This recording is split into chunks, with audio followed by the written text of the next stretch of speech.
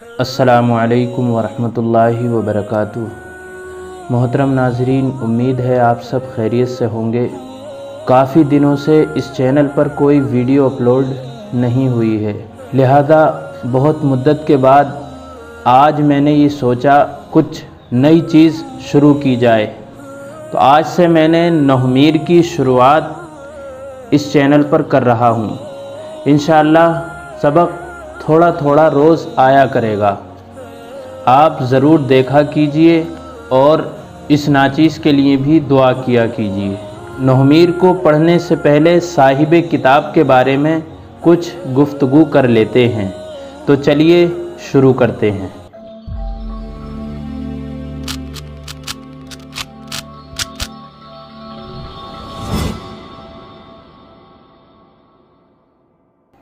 नहवे मीर के मुसन्निफ़ हज़रत सैयद शरीफ अहमद जुरजानी रहमतुल्लाहि अलैह हैं। आइए आप ही की ज़िंदगी के ताल्लुक़ से कुछ गुफ्तगू करते हैं। आपका नाम अली बिन मोहम्मद बिन अली है और मीर सैयद शरीफ जुरजानी रहमतुल्लाहि अलैह के लक़ब से आप मशहूर हैं। आपको सैयदुस सनद भी कहा जाता है और आप 23 शाबान सन 740 हिजरी में जुरजान में पैदा हुए।